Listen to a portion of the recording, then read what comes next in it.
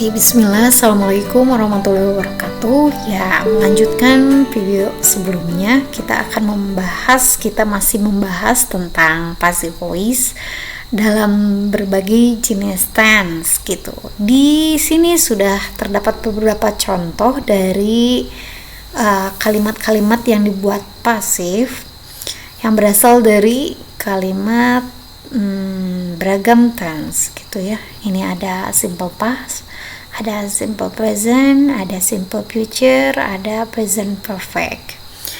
Kita mulai dari yang paling dasar, yaitu simple present.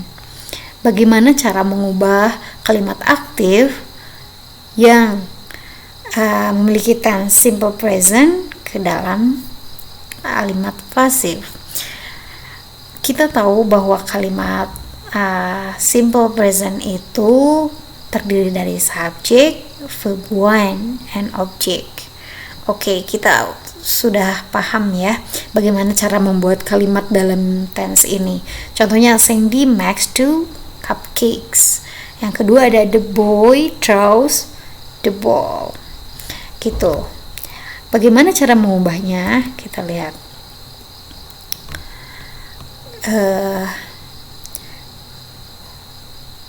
Kita tahu, ini adalah formula dasar dari kalimat pasif. Jadi kita tinggal integrasikan, kita tinggal masukkan kalimat-kalimat ini ke dalam formula yang ini. Walaupun tense-nya adalah ini gitu ya. Contohnya, Sandy makes 2 cupcakes. Ketika dirubah ke dalam pasif, ini menjadi 2 cupcakes are made by Sandy. R-nya dari mana?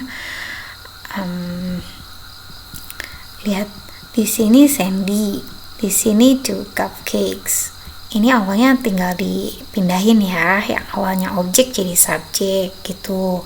Yang kedua makes. Kita lihat di sini tenses-nya adalah simple present tense, maka di sini juga kita menggunakan simple present tense, tidak mengubahnya, tetap menjadi simple present tense.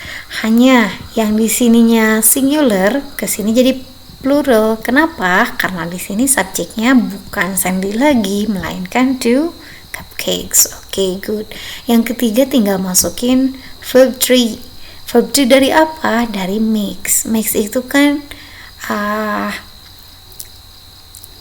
verb 1 ya, verb 1 dari makes, make. Verb 2 nya made, verb 3 nya made juga. Jadi ketika dirubah ke dalam pasif jadi seperti ini. Awalnya Sandy membuat 2 cupcake. Ketika jadi pasif, 2 cupcake dibuat oleh Sandy. Contoh yang kedua, the boy throws the ball. Anak laki-laki itu melemparkan bola. Ini sama-sama present ya. Lihat ada ciri S-nya di sini. Ketika dirubah, the ball-nya di depan, kemudian ditambahkan to be-nya is karena di sininya juga present. Yang ketiga ada thrown-nya berasal dari sini, dari formula pasif yang kemudian diikuti oleh ini by the boy, D-nya kelewat. Jadi seperti ini ya, the ball is thrown by the boy gitu. Bola itu dilemparkan oleh anak laki-laki itu gitu. Gampang ya untuk simple present tense. Jadi intinya ketika mengubah kalimat aktif ke dalam kalimat pasif, itu tense-nya tidak berubah, hanya saja menambahkan unsur ini, formula dasar dari pasif gitu. Selanjutnya ada simple past. Oke, simple past itu kita tahu subject, verb 2, and object. Contohnya, Sandy made 2 cupcakes. Kalau tadi make, sekarang made ya, karena ini past. Oke. tolong rubah ke dalam pasif.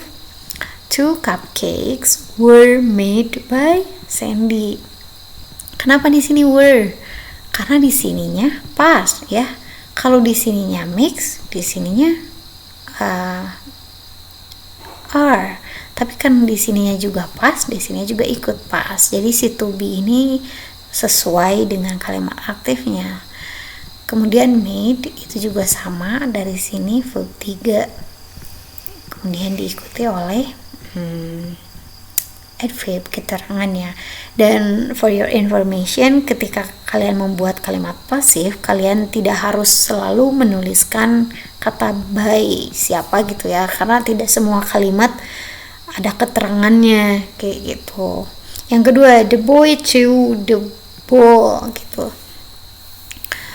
Anak laki-laki itu melemparkan bola. Maybe it's yesterday gitu ya, mungkin ini kejadiannya kemarin. Laki-laki itu melemparkan bola kemarin, let's say. Nah, ketika dirubah, ini juga ikut ke sini tense-nya. The ball was thrown by the boy. Gitu, the ball was thrown by the boy. Tinggal mencocokkan ke dalam formula dasar dari pasif. Gitu. Oke, yang ketiga ada simple future. Ingat ya, kalau dalam kalimat future itu selalu ada will or shall.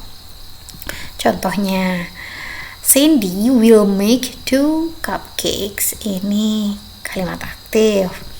Sandy akan membuat 2 cupcakes. Yang kedua, laki-laki itu, the boy will throw the ball, akan melemparkan bola itu.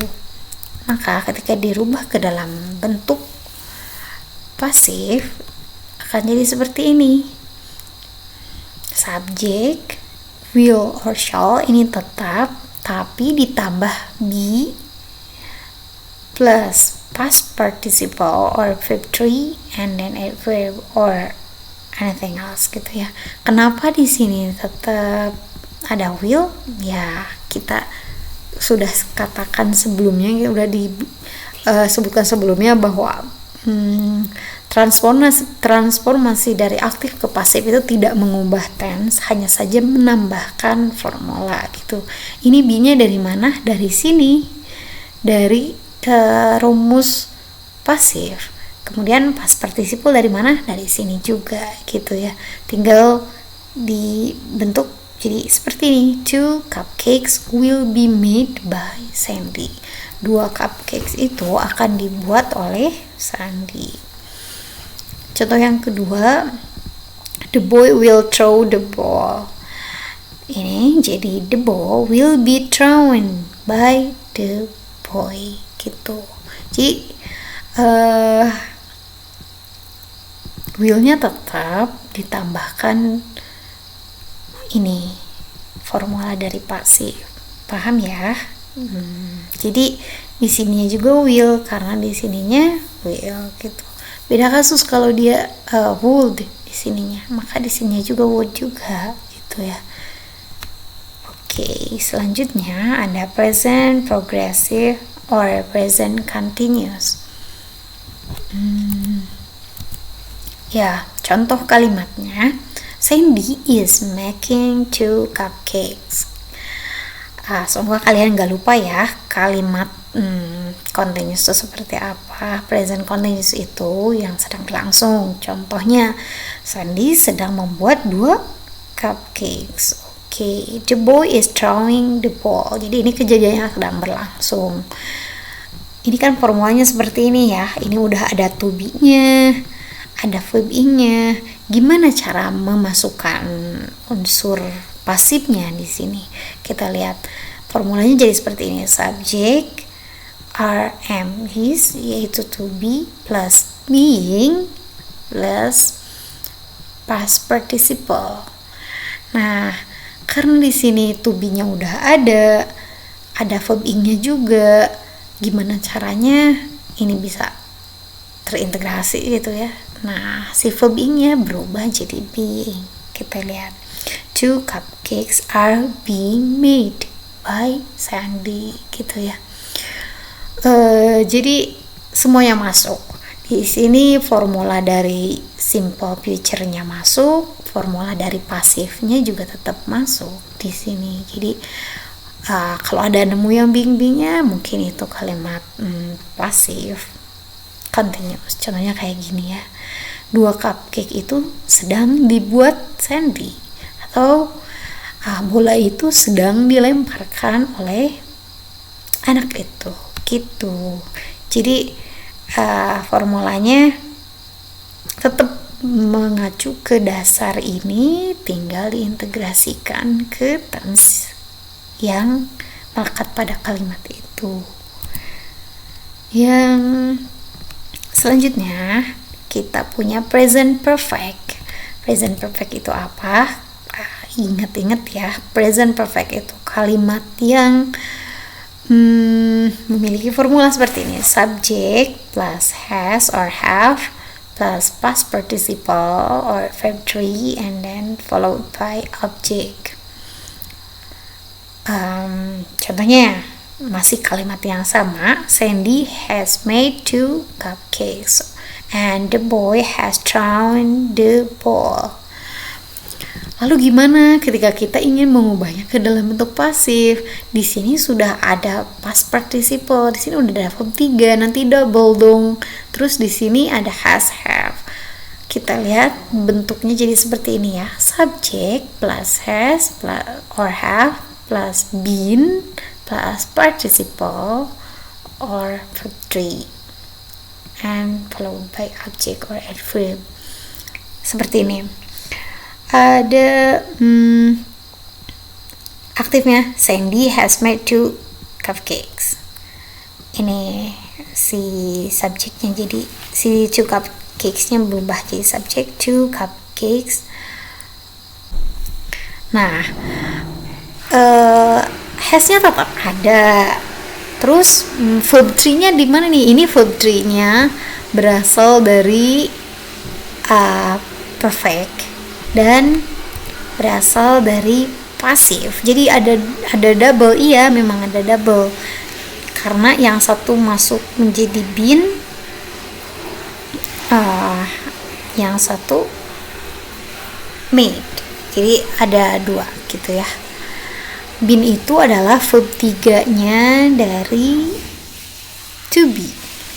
Ya, contohnya gini, yang kedua. The boy has thrown the ball.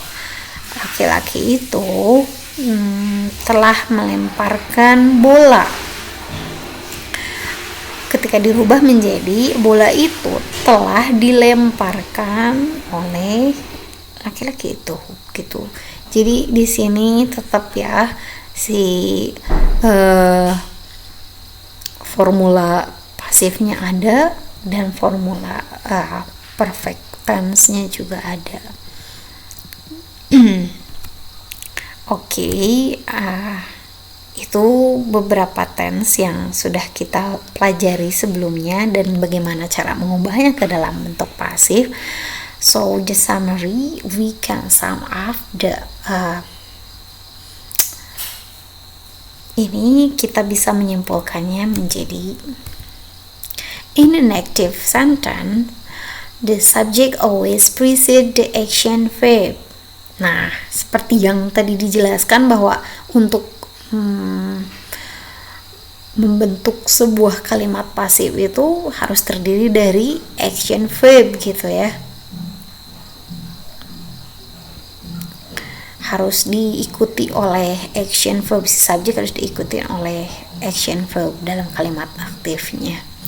In a passive sentence, the object becomes the subject, the one that is acted upon. Ini maksudnya ketika kita mengubah kalimat aktif ke dalam kalimat pasif, kita mengubah yang tadinya objek menjadi subjek. Itu jelas ya. Yang kedua, the predicate or verb consists of the verb to be and the past participle of the main verb. Ini juga formula dasar dari kalimat pasif, yaitu subjek to be dan past participle atau verb 3 ya.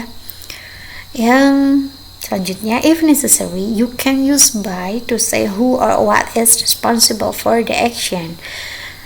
Ini jika diperlukan, tapi ketika tidak pun ini tidak jadi masalah gitu ya. Ada keterangan by siapanya gitu ya. Yang terakhir ada, it is often used when we do not know or care who performs the action. Jadi kalau dalam bahasa Indonesia ada istilahnya ada anak tertabrak. Itu juga kalimat pasif ya sebenarnya, cuman karena kita tidak tahu siapa yang menabrak maka kita sebutkan tertabrak gitu ya. Jadi itu yang dinamakan dengan we do not know or care who performs the action. Kan kita tidak tahu yang menabrak, tapi kita tahu ada anak yang tertabrak gitu ya. Jadi intinya tidak selalu dalam tulisan formal kalimat pasif tuh, tapi dalam kehidupan sehari-hari juga sering digunakan ketika kita tidak fokus pada pelakunya melainkan pada kejadian atau bendanya gitu ya. Nah ini make passive of the following sentences. Ini silahkan kalian kerjakan, ada 4 soal terdiri dari 4 jenis tenses. Kalian bisa mengubah kalimat-kalimat ini ke dalam bentuk pasifnya. Dan I think that's all for today. Ya, terima kasih banyak atas perhatiannya, semoga bermanfaat dan wassalamualaikum warahmatullahi wabarakatuh.